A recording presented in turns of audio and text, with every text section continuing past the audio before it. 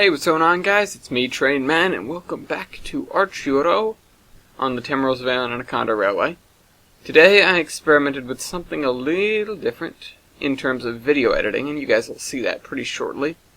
Wish I could make the shout out to the dude who turned me on to it, but I totally forgot who it is. If I figure it out, I'll post it down in the description below. But I started the video just by adjusting the main line a little bit. Not anything majorly significant, just kind of lining stuff up so it doesn't look too weird.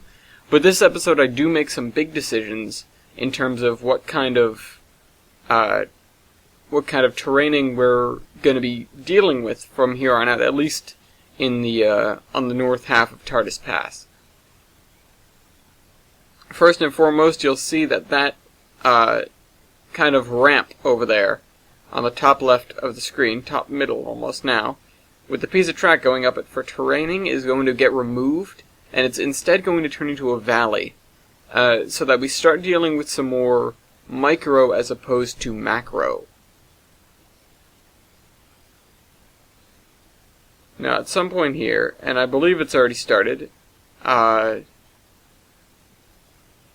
I can't tell. I'm sure I will really be able to tell when when it kicks on, because I start into, whatchamacallit, like 2.5x speed. Yeah, there it goes. Now, I'm not sure how that's going to turn out in the actual screen that I can see it, and it does look kind of fuzzy, but I hope it ends up looking alright for you guys. So, because I wanted to include this part, I mean, it's nothing you haven't seen me do before, but I wanted to include the part partly for the length of the video, and also so that you guys could get an even better idea, or people that missed earlier episodes. Maybe this is your first episode of the Zombie Train, you never know. But you'll be able to see my method, which I'm sure isn't that different or special or unique. But, you know, once again, gotta take into account anyone who hasn't seen it before, or anyone who needs a refresher course, or anyone who's just really kind of, or also people who have taken a specific interest in exactly what the gradients are like on the Timrose Vale and Anaconda Railway. Although I'm not sure that's necessarily always the case. So, come back here, and I'm done adjusting the actual trackage, or the actual gradients, but then I realize, you know, that's kind of really close to the standard gauge now, so I start adjusting this all and trying to bring it out. That way we have a little bit more space to work with when we go ahead and bring in the slopes, which is something we do later this video, at least some of them. Part of the area I haven't quite settled on what it's going to look like, but most of it I know. And you'll be seeing that in just a little bit when we actually start. There was a couple of things, this I do remember. Weibold pointed out to me at one point that one of the major, I suppose you could call it a faux pas, that you could make when terraining is to have, especially when you're doing rails before ground, like I am, is to have the inclination of the terrain change about the point where the actual trackage is, because it looks unrealistic, and it is, in most cases. The exception to this that I always realized was if you have a changing slope, then at every point along it, the slope is, of course, going to be changing.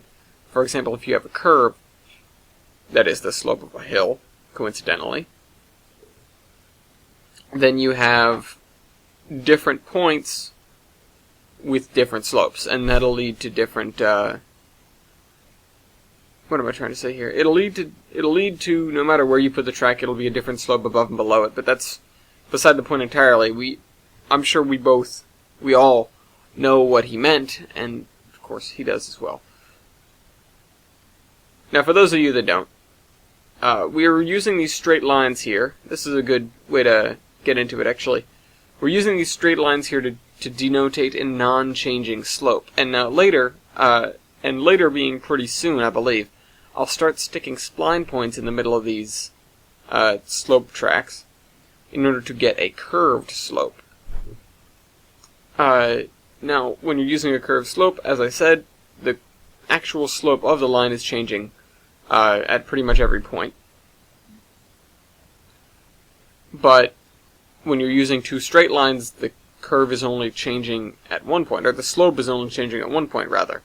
And if that point is the point where the track is, it looks unnatural and fabricated. In a lot of cases, unless you're looking at the really macro, it's tough to notice. But it still is there. And it's something that when I'm sitting down and being, my general nitpicky self, and finding that, these don't make any geological sense or geographical sense. Oh yeah, see, there I go. I'm adjusting those to make them curves. Then that kind of gets me going a little bit, and I go, well, I should do something to fix this, or at the very least, I should do something to make it better next time around. That's why I initially decided to use the sloped curves here, because I figure it could really lead into something and make it look a little bit better than what I was going for. In all honesty, if I was really thinking about what I wanted to do, or what I wanted it to be like, I would have had the spline points even closer to the upper track there, so that it's a very gradual slope leading into a very steep slope. And that way we have the sort of impression that we piled on stuff to create the embankment that the track is sitting on. Of course, as we come out here, that would make less and less sense, because it's already getting to be quite a high embankment, and to fabricate something like that, especially in the case where the bridges in the game don't even stand that tall, wouldn't make any sense from a engineering standpoint. Speaking of bridges don't stand that tall, there's a part that I cut out of the video later. I'm pretty sure it's the only fade in the darn thing, where I went over and did a little work on the narrow gauge. I wanted to cut it out because, this is supposed to be an exclusively standard gauge portion. Or, well, at the very least, it's supposed to be standard gauge centric. And that 2-foot gauge isn't even really part of the same vein, not to mention the fact that it isn't on the map in the first place. And by map, I mean paper map that I originally made of the TV and ARR before I started any work here.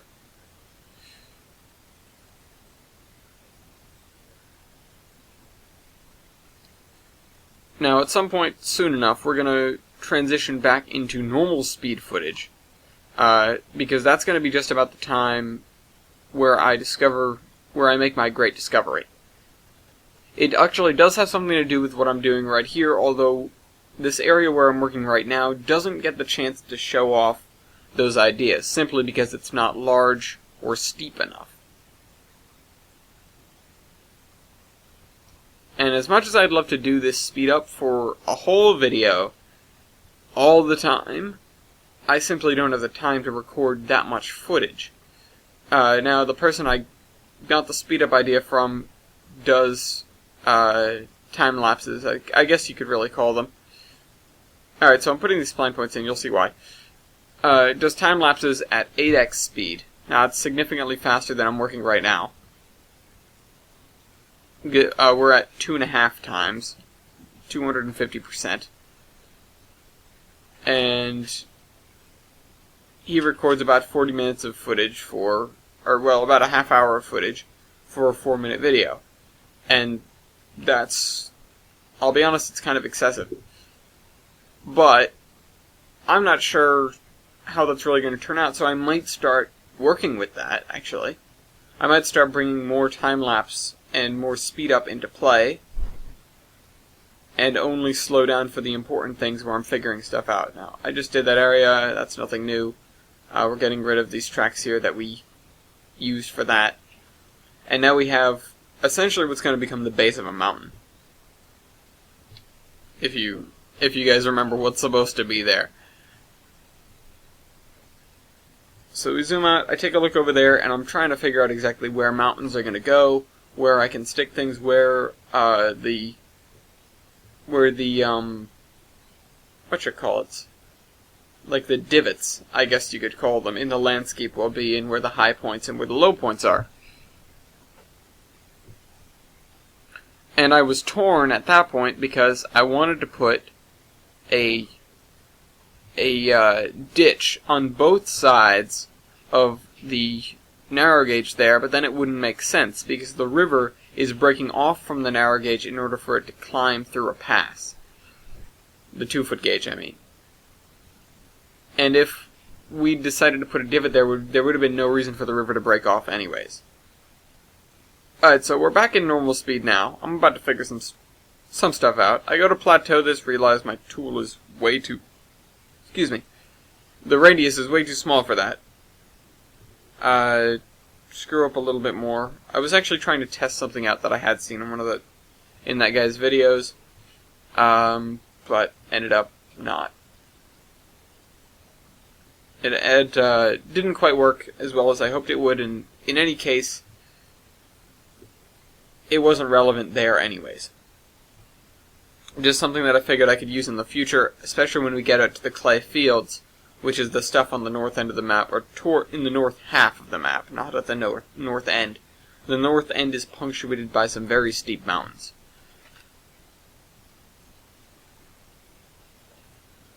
But I brought that line out there as a kind of benchmark, and you guys will see why when I get to it. Now, if you recall, a few minutes ago I stretched out a terraining rail, underneath the standard gauge main line, or well, it was the branch line there, the spur to the industry.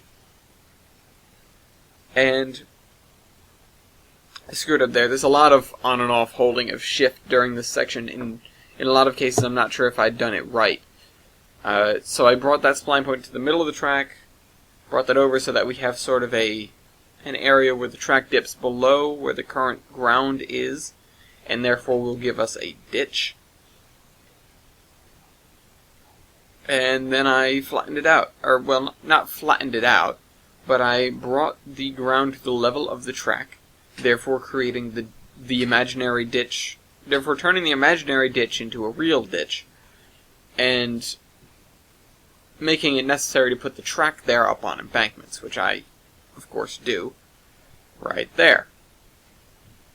Eventually I toy around with how the embankments really look, but right now it doesn't matter because the scale of the divot is so tiny, it's not of any significance. It is merely the beginning.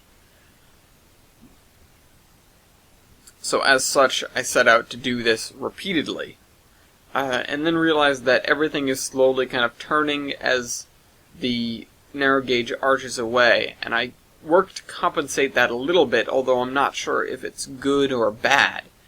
It was just an instance where I felt like I didn't quite have the control of the situation that I needed to have, and thus put in a little bit more energy to get everything working nominally. So, I'm not sure what that was doing. I just had the feeling that if I'd left those as white spline points, they wouldn't have worked as well. This is where I continually miss the stretches of the crossover that I'm looking for. That I'm trying to... There's one, there's the other one, there's the third one. We left that little stretch there. I'm not sure when I go back and fix that, but something we eventually get to, and something that I realize that I need to work on, is that we now have cuts below and embankments above, because we just couldn't fit the narrow gauge onto the precipice that we were building for it. We're going to need to be a little bit more careful when we come and do the rest of this. Progress was kind of slow because it was a new technique, and of course when you're working with multiple spline points it takes longer than with just a straight piece of track. Not to say that my own distractions were not part of the problem, but in any case, we didn't move as quickly here as we could have.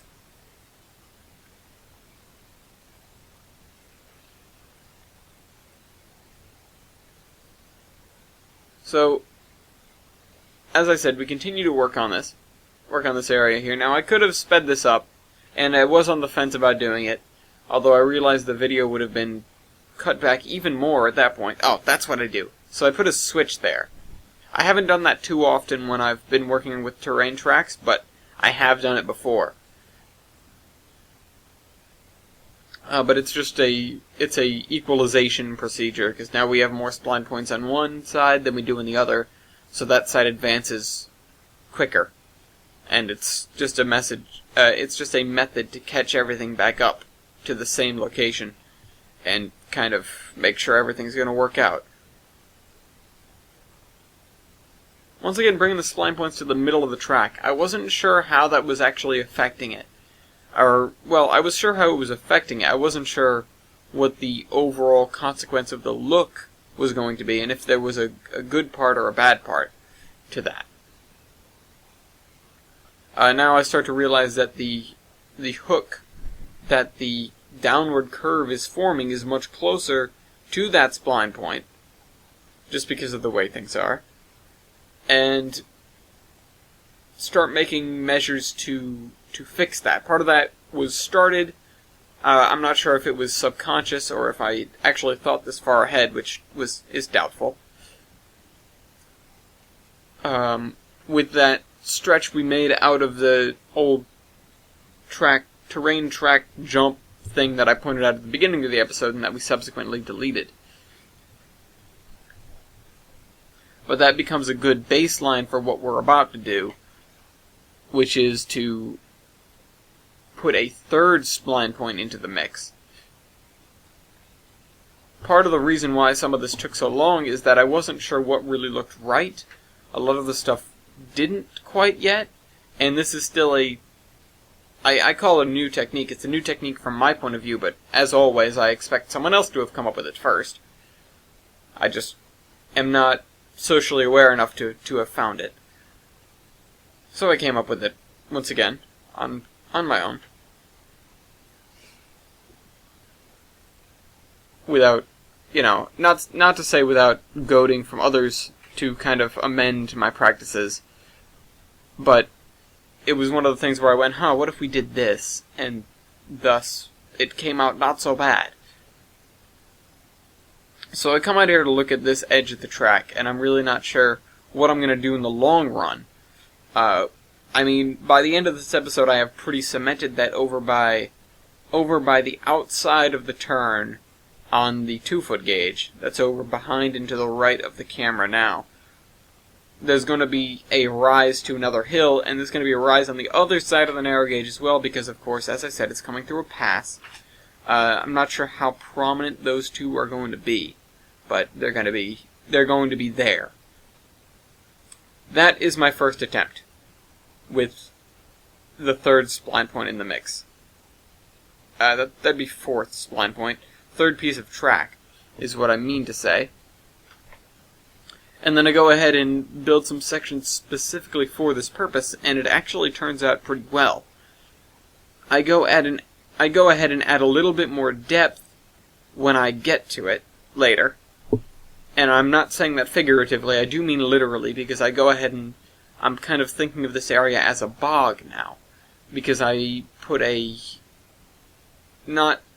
shallow culvert through it, and I put a bridge on the 2-foot gauge at one end, which I believe you guys will get to see. That's near the very end of the episode.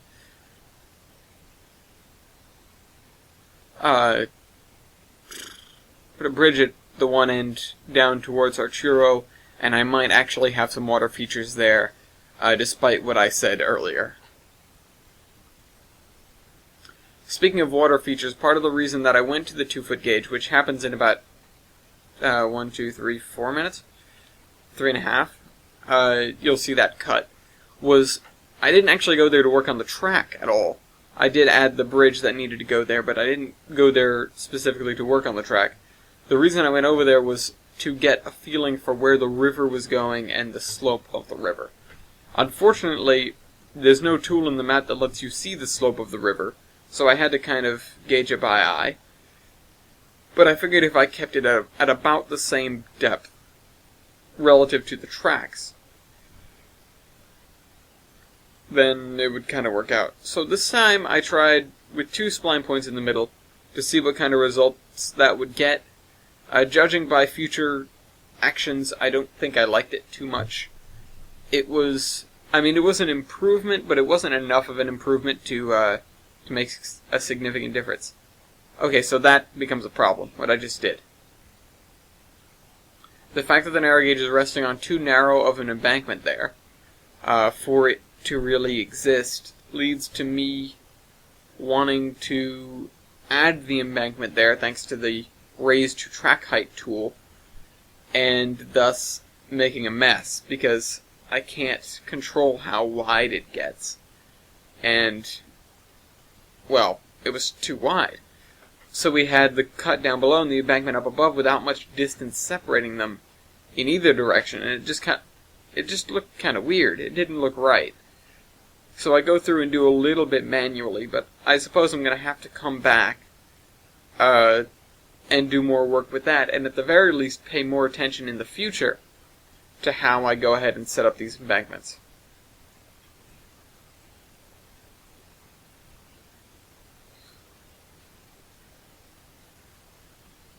It really wasn't something that I was prepared to account for. And I think the way that we could solve it is if I don't bring the terraining track too close to the actual railroad track, and instead give it a little margin for error. Now that's going to be, I'm not sure if it's going to become easier or harder as we move towards the summit of the pass, but in any case it's going to have to be done, and whatever kind of terrain formations we end up with, then of course we're going to have to texture and make them look not silly. Now this is an area where holding shift at random times definitely came into play. There were some times where I wasn't sure if I was going to grab the spline point that I wanted to or just make a switch off the track. I don't think it ever happened that way, thankfully. But in any case, it was a worry that I held. And so now I'm using that extra spline point to my advantage in the sense that I'm not necessarily putting it in the middle, but I'm taking a good look, at least in that instance, and figuring out where the middle of the slope itself is. Because if we know where that is, then we can make sense out of it all. I gave up and put some embankments underneath that narrow gauge track, and despite the fact that I'm probably going to come to regret it, and it's going to look weird, we're going to have to deal with that. As it stands, it doesn't look particularly bad, but could be a lot better. So cut back to after I went to work on the narrow gauge. I know it was just a segment that wasn't really necessary overall.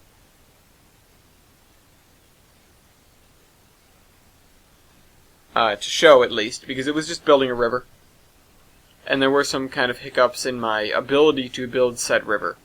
So I definitely wanted to cut that out and make me seem like someone who always knows what they're doing at all times, because that's exactly what these videos show.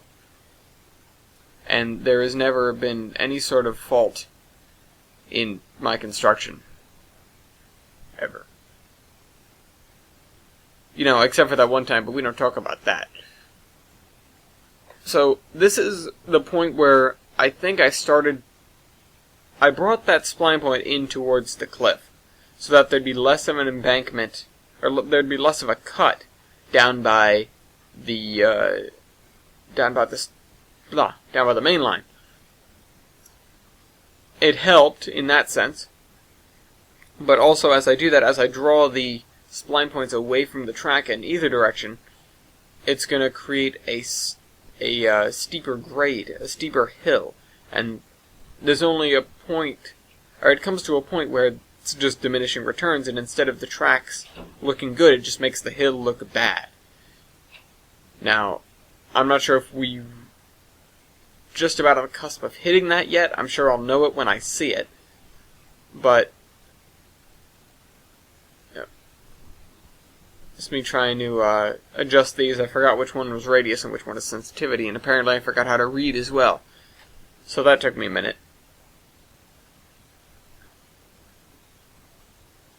But we are slowly nudging along. I believe, once again, this was before I'd really figured out how I wanted to do everything, so I was being slow and steady and careful and wary about hitting that quote-unquote mountain, which isn't going to be a mountain anymore, but place where the mountain is supposed to go, was supposed to go. Because I still wasn't sure what I wanted to do with it in its entirety. It was just something where I sat there and looked at it and went, I kind of set that up, but I never really had any incentive to stand by it. And as we get farther and farther into the project, I realized how infeasible it was going to become. Especially with mountains on all other sides, and I want to keep the trains out of completely unnatural looking valleys. Most of our valleys are pretty unnatural looking anyways, but completely, I don't want to go there. We've got these tracks here. Once again, bringing that onto the inside to reduce the embankment. Of course, it's reducing the cut, but of course, it's increasing the embankment on the other side. And that's why I had second thoughts about exactly how we were going about the look of those embankments, and I started to take my tool for adjusting the terrain and tidying up a bit, making it look a little more gradual. Because if you'll notice, the 2-foot gauge one does look considerably more gradual, because it's just where the spline points lined up on that side. And it isn't something I have to concern myself with. But this is where I go ahead and add depth. Of course, I forgot how to, and I realized I was using the wrong tool for the job for a minute there, and then I realized that my sensitivity was way too high.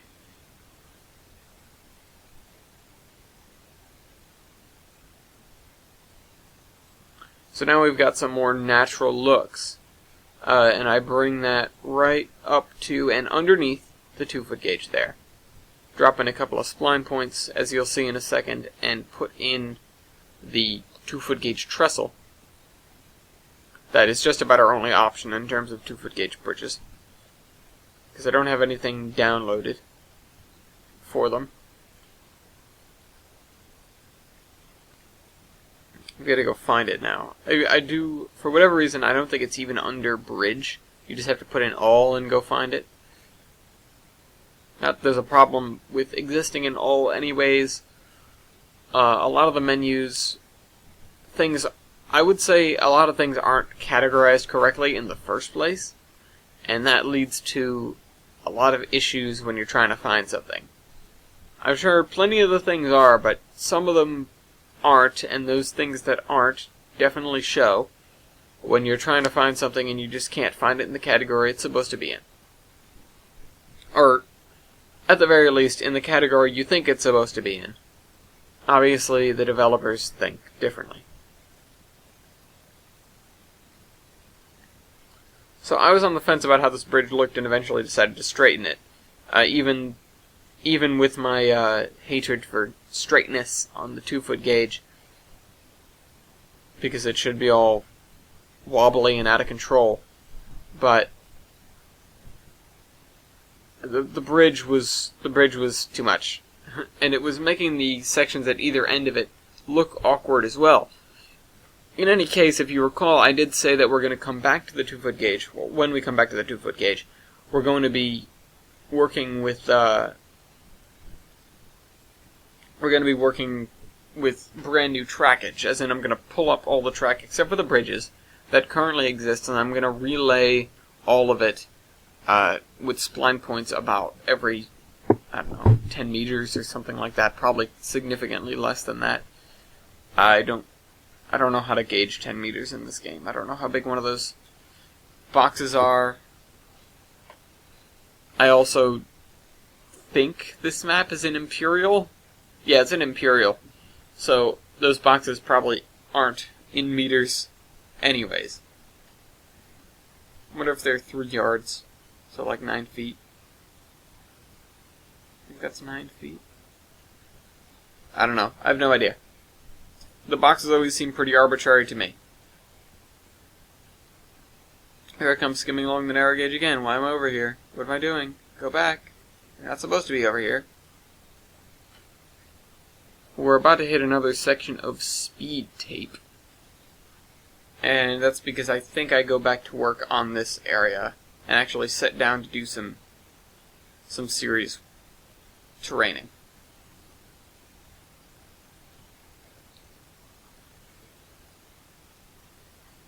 Now, as I've said, I'm being rather specific with a lot of these spline points, and that's another reason why this area is going to take... I mean, not saying the area is going to take some time, because we all knew that, but this particular facet of work is going to take more time per mile than probably too much else that we've done in the past. This is me laying out an idea of where the deepest parts of the bog will be. And me kind of adjusting to where the quote-unquote riverbed will be, if we can really have a riverbed in these circumstances. Decided to leave my riverbed alone in that case. So that middle line is going to be our basis for all of this procedure, and I feel like that was definitely a good piece of groundwork that we needed to get down in order for any of this to make sense, and in order to make our lives a lot easier when it comes to doing this work. Something else that I realized, in order to hold back out of control ground fixing when it comes to the raise to spline tool, I think from here on out, what I think I'm going to do is I'm going to do all that terraining, and then I'm going to come back and hit it with the spline tool, so that it does the embankment on everything at once. I feel like it would make more sense that way. I go in and adjust some trackage over there just to make things look better, still disregarding the fact that we're not going to be using it. Speaking of not going to be using it, it has occurred to me that, and this isn't a new occurrence, don't come after me yet, but it has occurred to me that there is a significant wealth of stuff in TRS 2012 that works for different kinds of narrow gauge that does not work in 2006. So I'm thinking, possibly, if it's feasible, at least for the run sessions that happen once every 10 episodes, and I believe this is episode 90, I want to say. If it's not that, I'm pretty close. I'm calling this episode 90. And my assumption is, or my prospect is, if I throw it into 2012 for the run sessions, we might get more stuff. Either way, I think that's about it for today. So I'll see you next week. Trainman out.